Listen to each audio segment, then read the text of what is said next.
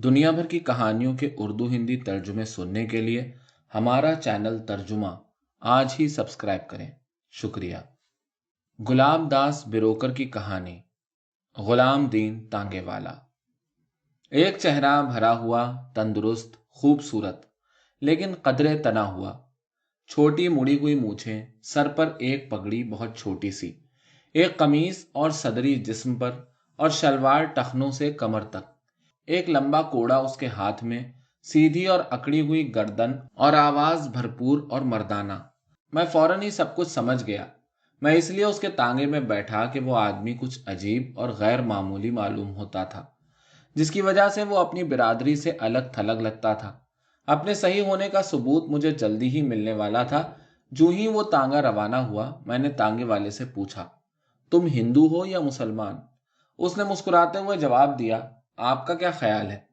मैं क्या जानता हूं, यहां तो रावलपिंडी में ज्यादातर लोग मुसलमान ही हैं। क्या ऐसा नहीं? बिल्कुल नहीं। यहां सिर्फ दो तबके हैं, एक अमीर, दूसरा गरीब। यहां न कोई हिंदू है न मुसलमान। लेकिन तुम्हारा किससे ताल्लुक है? मैं गरीब तबके का हूं। वो हंसा और तेजी से उसने घोड़े की पीठ पर कोड़ा मारा। मैंने फौरन ही सिलसिला कलाम जारी रखते हुए कहा, तुम्हारा क्या नाम है तांगे वाले?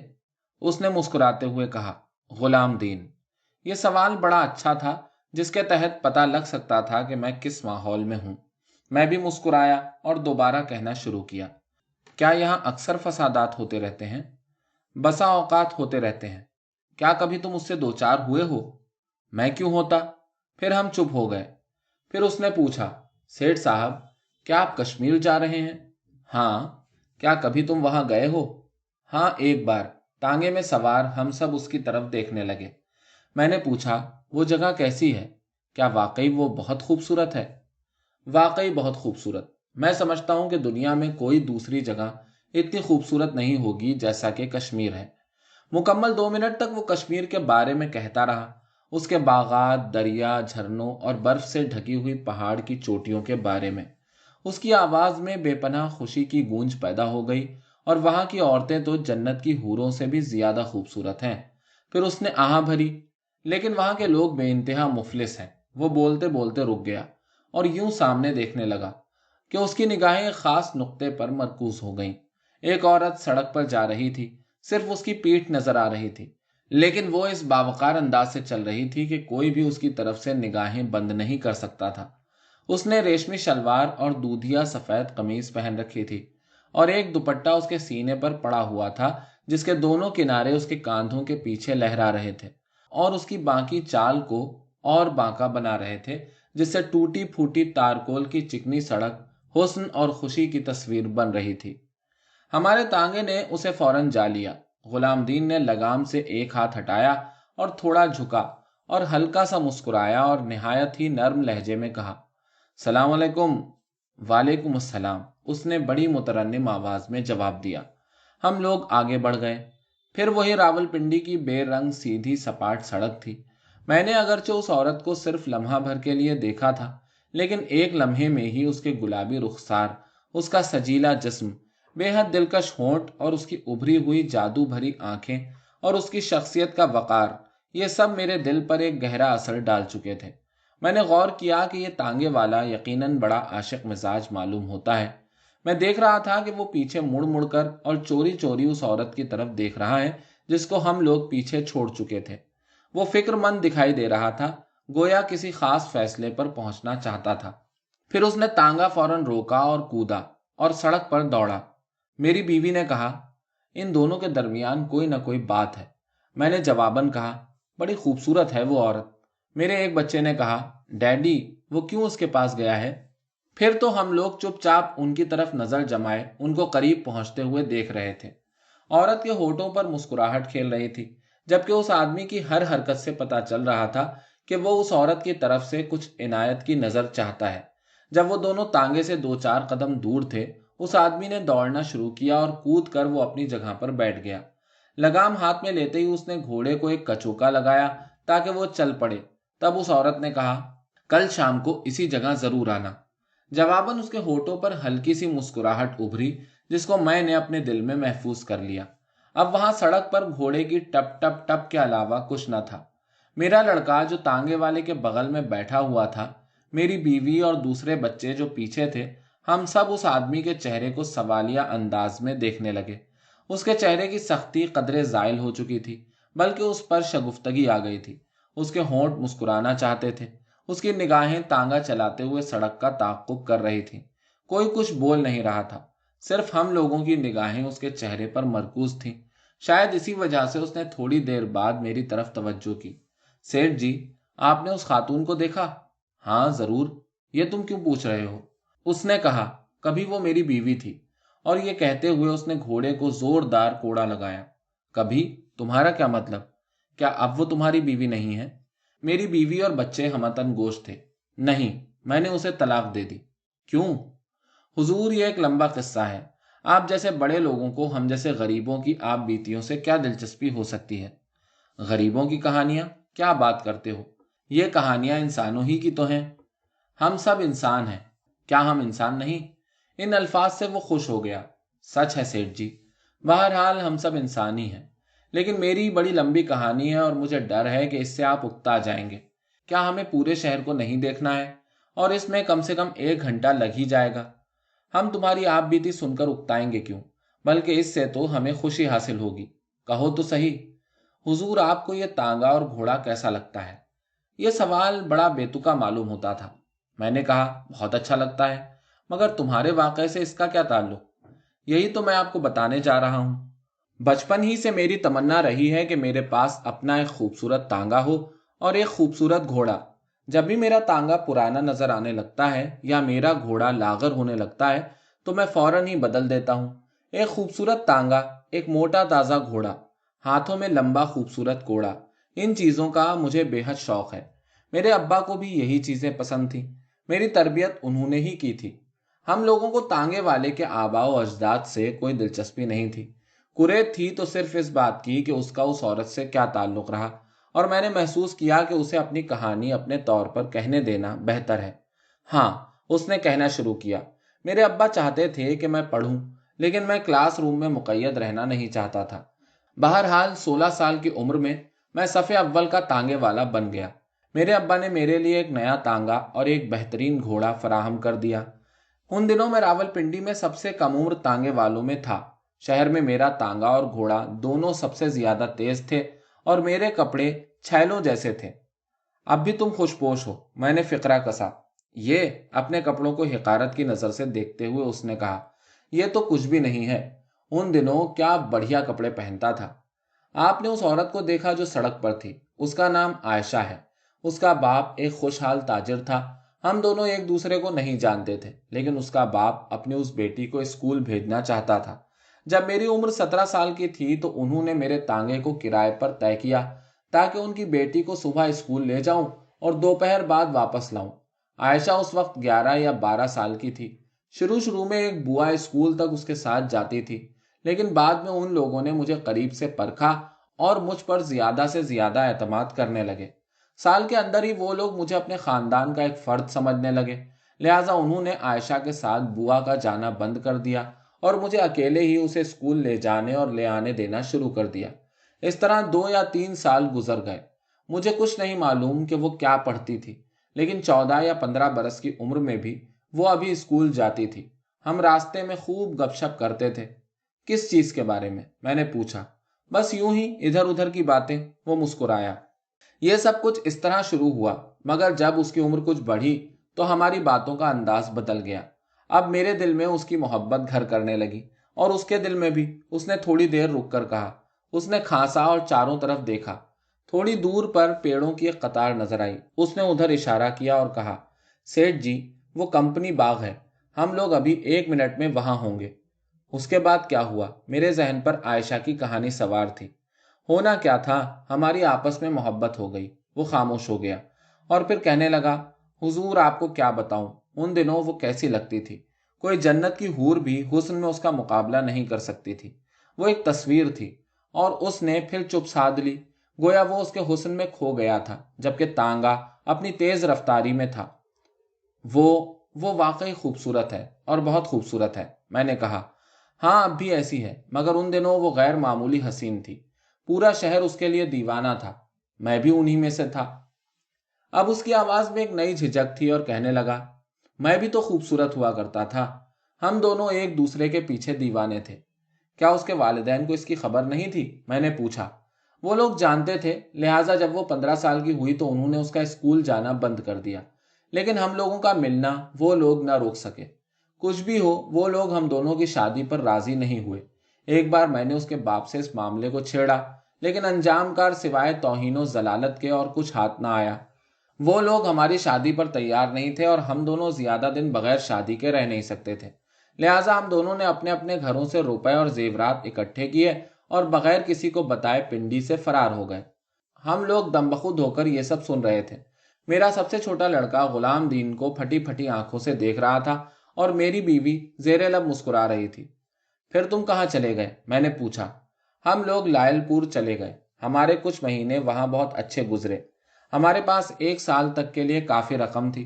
मैं रोजाना नौकरी की तलाश में घूमता था, लेकिन उन दिनों नौकरी मुहाल थी। हम 6 महीने तक एक साथ रहे। इसी बीच उसके बाप को पता लग गया कि हम कहाँ हैं। वो हमारे खिलाफ कानूनी चाराजोई करने ही वाला था। लिहाजा हम लोग लायलपुर छोड़कर सहारनपुर चले गए। हमारे लिए वो दिन बड़े सुहाने थे। ये हमारी मोहब्बत के नुक्ता उरूज का जमाना था। उस वक्त तक आयशा गुलाब की एक कली की तरह नजर आती थी। फिर तो वो बाद में एक शगुफ्ता गुलाब बन गई। हाय, वो मुझे कितना चाहती थी, और मैं भी। मैं उसके लिए दुनिया की हर चीज को ठुकराने के लिए तैयार था। लम्हाती तौर पर उसने मुझे घूर कर देखा, और इस तरह घूरा जैसे वाकई एक मर्द उस औरत के लिए दुनिया की हर चीज को ठुकरा दे जिससे वो प्यार करता है। फिर एक हल्की सी मुस्कुराहट के साथ उसने कहना शुरू किया, जो कुछ भी थोड़ा बहुत सरमाया मेरे पास था वो खत्म होने वाला था, और नौकरी मिलने को नहीं थी। मैं जहनी तौर पर परेशान भी था कि अगर आयशा के वालिदैन को हमारे बारे में इल्म हो गया तो फिर मैं क्या करूंगा। और गो के ये सब कुछ काफी नहीं था, मुझे अब एक नए कर्ब से दो चार होना पड़ा। उसने हकलाते हुए कहा, आयशा, आयशा। फिर रुक गया। आयशा मां बनने वाली थी, मैंने इजाफा करते हुए कहा। हाँ, अब मुझे क्या करना था? हम दोनों इस बात पर बार बार गौर करते रहे और आखिरकार एक नतीजे पर पहुंचे। मैंने आयशा को सहारनपुर ही छोड़ा और मैं पिंडी चला गया। तुम भाग गए और उसे वहीं छोड़ दिया? मेरी बीवी ने पूछा। नहीं नहीं बेगम साहब, ऐसा करने से पहले गुलाम दीन मर गया होता। मैं करीब आधी रात को पिंडी पहुंचा और अपने वालिद से तमाम किस्सा कह सुनाया। उन्होंने मेरी मदद का वादा फरमाया, लेकिन इतना ही कुछ हमारे मसाइल के हल के लिए काफी नहीं था। उसके बाद उसी रात को मैं आयशा के वालिद के पास गया। वो मुझे देखते ही गुस्से से आग बगूला हो गया। मैं जो ही उसके घर में दाखिल हुआ वो जोर जोर से चिल्लाने लगा, अबे जालिम बदमाश शैतान, तूने मेरी बेटी को कहाँ छुपा रखा है? मैं उसे खामोश करने के लिए ये सब बर्दाश्त करता रहा। मैं उसे आमादा करना चाहता था कि वो मेरी बात सुन ले। मैंने उससे कहा कि हम दोनों शादी कर चुके हैं और उसे बच्चा होने वाला है। अब हम पर गुस्सा करने या हमसे लड़ने भिड़ने से क्या फायदा?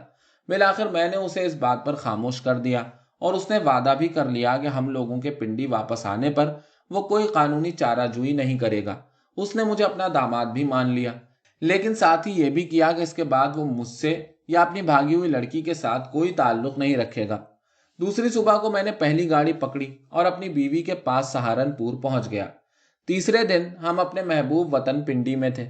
उसी दिन मैंने फिर एक बार अपना प्यारा तांगा और अपना खूबसूरत घोड़ा संभाल लिया। पेड़ों के कुंज को जिसे हमने दूर से देख लिया था, अब वो तांगा उसके करीब था। गुलाम दीन ने लगाम खींची और कहा, हुजूर, ये कंपनी बाग है, जरा उतर कर इसे देख लीजिए। अच्छा, तो ये कंपनी बाग है? मैंने इर्द गिर्द देखते हुए कहा। यह तो बहुत मामूली सा लगता है। हुजूर, आपको इसके बारे में गलत मालूमात फराहम की गई है। यह तो बिल्कुल मामूली बाग है। वाकई खूबसूरत बाग तो शहर के उस पार है। फिर हम वहीं चले, मैंने कहा। गुलाम दीन ने लगाम संभाली और हम सब फिर रवाना हुए। अब गुलाम दीन को अपना किस्सा फिर शुरू करने की तरफ माइल करते हुए मैंने कहा, तुम वाकई एक अजीब आदमी हो। तुमने उसके लिए क्या क्या मुसीबतें नहीं झेली, और फिर उसे तलाक भी दे दी। यह हमारी बदनसीबी थी, लेकिन जिंदगी में ऐसा होता है हुजूर, उसने कहा। और फिर वो मगमूम हो गया और किसी खास सोच में डूब गया, और अब वो दोबारा अपने किस्से की तरफ लौटा। वहां से लौटने के बाद हमें एक बड़ी खुशी हासिल हुई, यानी हमारे यहाँ बच्चा पैदा हुआ। वो यकीनन बड़ा प्यारा बच्चा रहा होगा, मैंने कहा। सेठ जी, चूंकि आप कल बहुत सवेरे सफर पर रवाना हो जाएंगे, वरना मैं आपको उस लड़के को दिखाता। वो एक खूबसूरत लड़का है। उसका चेहरा चमक उठा। लेकिन तभी मैं बड़बड़ाया, फिर ये तलाक वलाक क्या था? मैं अर्ज कर रहा हूँ, मोहनी सूरत वाली आयशा और मेरा बेटा जो रोज अफजू खुशी का बायस थे, सबके साथ खुशियों का पूरा साल एक दिन की तरह बीत गया। हमारी खुशी लामुतनाही थी, हमारी जिंदगी में अंधेरे की कोई परछाई नहीं थी। एक दिन कुछ ऐसा हुआ कि एक अनजाना सा दुख हमारी जिंदगी में दाखिल हो गया। जब मैंने उससे ये अल्फाज सुने तो मुझे ऐसे लगा कि वो दर्द तांगे वाले की आवाज से छलक रहा हो। इस मौके पर मेरी बीवी ने मेरी तरफ मुतवज्जा होते हुए कहा, यह आदमी बहुत सच्चा मालूम होता है, इसने वाकई उस औरत से बेपनाह मोहब्बत की होगी। तुमने देखा था जब वो दोनों सड़क पर मिले थे? मैंने जवाबन कहा, और गुलाम दीन की तरफ मुतवज्जा होते हुए पूछा, गुलाम दीन, ये कैसा दुख था? एक रात मैं बहुत खुश खुश अस्तबल से आ रहा था। मैं मोहब्बत का गीत गुनगुना रहा था। उसी वक्त मेरे एक पुराने दोस्त से मुलाकात हो गई। मैंने उसके कांधे पर थपथपाते हुए कहा, अरे मेरे यार, बता कैसी गुजर रही है? उसने जवाब देते हुए कहा, बहुत अच्छी गुजर रही है गुलाम दीन, और तू तो बहुत खुश दिखाई दे रहा है। अबे, मैं खुश क्यों ना रहूं? उसने सवालिया अंदाज में कहा, लेकिन तुम क्यों खुश हो? मुझे महसूस हुआ कि मेरी खुशी उसे खल रही है। मैं खुश क्यों ना रहूं? पूरी दुनिया खुशी से भरी पड़ी है। अरे देख, ये कितनी दिलकश है। ये सब कुछ मैंने बड़ी फराख दिली से कहा। गुलाम दीन, क्या वाकई दुनिया ऐसी ही खूबसूरत है जैसी कि तुम समझते हो? इस सवाल से एक छुपा हुआ गम झलक रहा था। मैंने महसूस किया कि वो कुछ कहना चाहता था, लेकिन उसका जहन उस पर आमादा नहीं हो रहा था। आखिरकार वो बुदबुदाते हुए कहने लगा, मेरे यार, मैं तेरी खुशी बर्बाद नहीं करना चाहता। मैंने उसका हाथ सख्ती से पकड़ते हुए कहा, तू मुझे बता, बात क्या है? मैं देख रहा था कि वो इसी शशोपंज में था कि वो कुछ कहे या ना कहे, लेकिन मैंने उससे फिर इसरार किया कि उसके दिल में जो कुछ है वो कह डाले। उसने कहा, भाई, अगर कहता हूं तो तुझे बड़ा सदमा होगा। मैंने कहा कि मुझ पर जो कुछ भी गुजरे, बहरहाल मैं उसकी बात सुनना चाहता था। और जब मैंने उस पर बेहद दबाव डाला कि वो अपनी कहानी कहे, तो ऐसा महसूस हो रहा था कि वो दुखी दिल की आवाज है। मुझे इसका एहसास है कि तुमसे मैं सब कुछ कह दूं, क्योंकि तुम मेरे दोस्त हो। लेकिन भाई, मैं कहना नहीं चाहता, क्योंकि इससे तुम्हें बड़ा धचका लगेगा। अरे, मैंने तुम्हारी आयशा को सड़क पर किसी से बात करते हुए देखा है। कहाँ? जैसे मेरी सांस रुक गई। तुम्हारे घर के पीछे वाली गली में। और जब उसने मुझे देखा तो उसने बात बंद कर दी और वहां से जल्दी से खिसक गई। कुछ और सुने बगैर मैं वहां से चल दिया। मेरा दोस्त मुझे रोकता ही रह गया, मगर सब बेकार था। मेरे दिल में उस वक्त गुस्सा, हसद और तौहीन के जज्बात उमड़ रहे थे। मैं अब ज्यादा देर तक अपने हवास को मुश्तमा नहीं कर सकता था। तांगे वाले की आवाज से अब भी गुस्से की झंझनाहट सुनाई दे रही थी। मुझे हैरत हुई, अगर उसकी बीवी ने किसी मर्द से बात कर ही ली तो इसमें उसे इतना गजबनाक होने की क्या जरूरत थी, और खास तौर पर जबकि वो उससे इस कदर मोहब्बत करती थी। लेकिन गुलाम दीन, इसमें क्या बात गलत थी? क्या वो किसी शख्स से बात भी नहीं कर सकती? ये आप कह रहे हैं जनाब? क्या एक पर्दादार औरत से ये उम्मीद की जा सकती है कि वो सड़क पर किसी मर्द से बातचीत करे? फिर इज्जत रही कहाँ? लेकिन वो बिल्कुल पर्दे में नहीं थी, मेरी बीवी ने कहा। गुलाम दीन ने झल्लाते हुए कहा, अब वो किससे पर्दा करे? अब उसे क्या फिक्र है? ना अब वो किसी की बीवी है और ना बेटी है। अब वो खुद कफील है और बहुत खुश खुश अपनी रोजी कमाती है, क्योंकि वो सिलाई कढ़ाई में बहुत माहिर है। गुलाम दीन, इसमें क्या बुरा है कि कोई किसी से बात कर ले?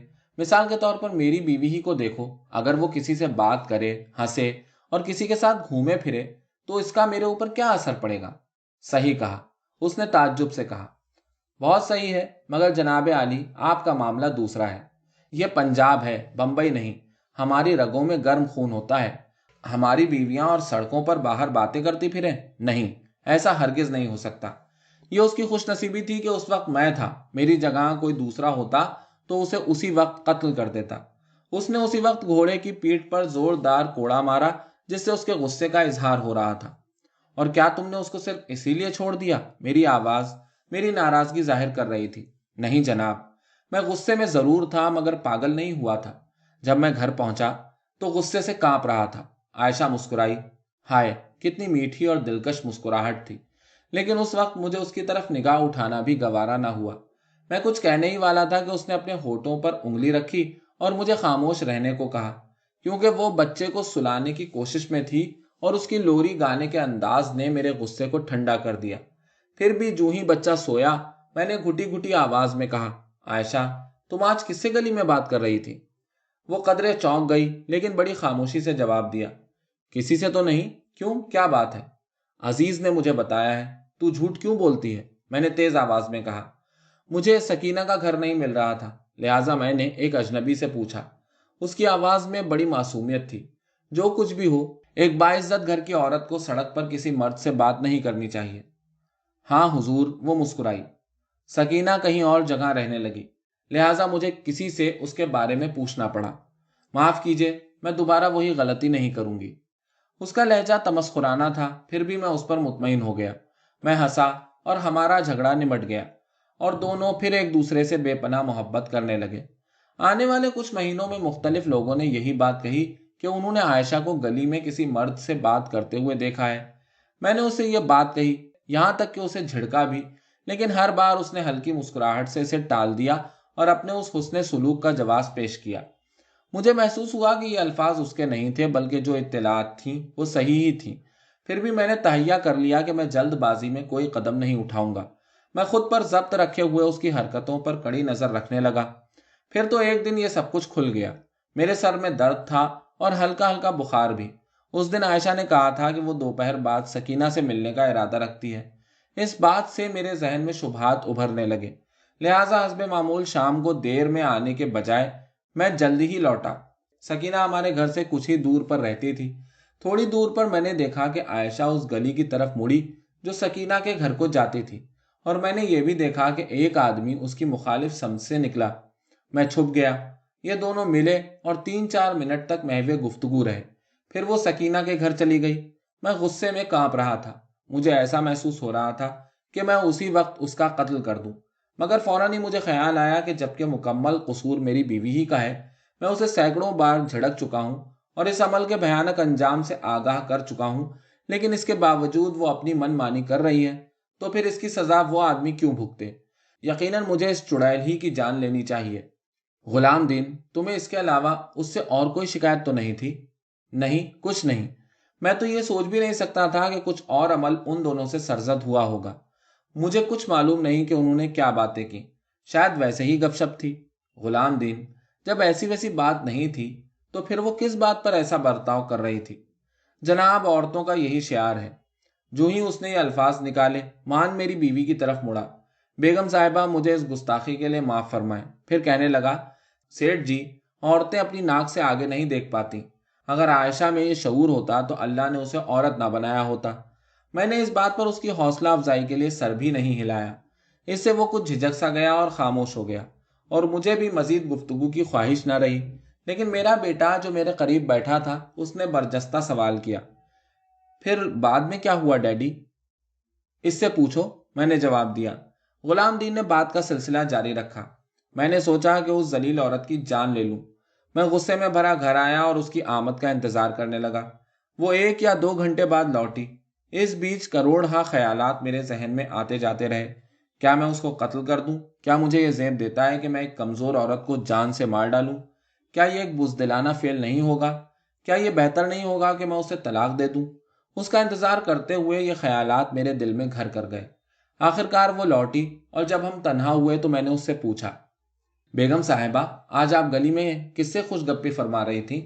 اس نے بہت لطیف انداز میں مسکراتے ہوئے کہا، میں کسی سے بھی بات نہیں کر رہی تھی۔ جھوٹی حرافہ، تو مجھ سے جھوٹ بول رہی ہے، جبکہ خود اپنی آنکھوں سے میں نے دیکھا ہے۔ میں نے اس کی گردن دبوچی اور غصے سے چلایا۔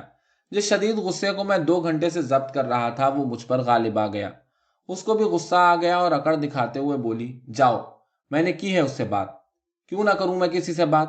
میں 1 منٹ کے لیے بھی کسی سے بات نہیں کر سکتی؟ میں نے اسے زور سے دھکا دیا، جس سے وہ کونے میں جا گری۔ میں نے 1000 بار تجھ سے منع کیا کہ یہ حرکت مت کر، مگر تو باز نہیں آئی۔ ہاں، وہ میرا پرانا دوست ہے، اس نے کہا۔ ہمارا یہ جھگڑا بہت دیر تک چلتا رہا، اور میں نے یہ دیکھا کہ وہ اسے ہلکی پھلکی بات سمجھتی تھی۔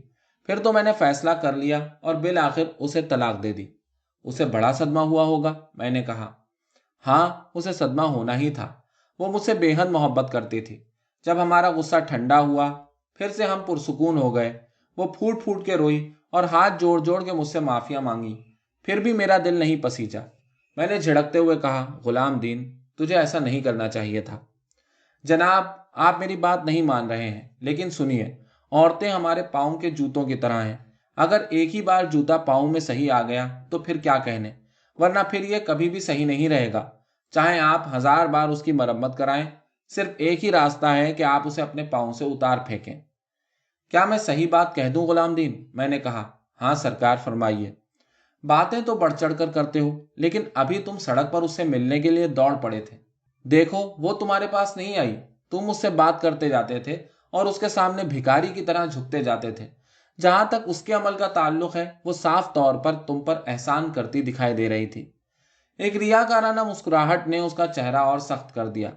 حضور، اب وہ میری بیوی نہیں ہے، اب وہ صرف ایک عورت ہے اور میں ایک مرد۔ ایسی خوبصورت عورت کی نظر عنایت حاصل کرنے کے لیے کون ایسا مرد ہوگا جو سرنگوں نہ ہو جائے؟ تو اس کے معنی یہ کہ تم دوبارہ اس کو اپنی بیوی کے طور پر قبول کرنے کو تیار نہیں ہو۔ اور جو ہی ہم لوگ اپنے ہوٹل کے پاس اس کے تانگے سے اترے، میں نے اس سے پوچھا، حضور، کیا میں نے آپ کو وہ جوتے والی بات نہیں بتائی تھی؟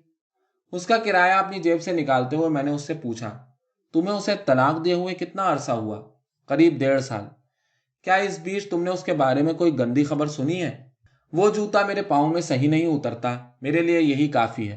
اس نے پیسے لیے اور گھوڑے کو چابک لگاتے ہی روانہ ہو گیا۔ جو ہی ہم لوگ ہوٹل کی سیڑھیوں پر پہنچے، میری بیوی نے پوچھا، کیا وہ تانگے والا اچھا اور بہادر آدمی نہیں تھا؟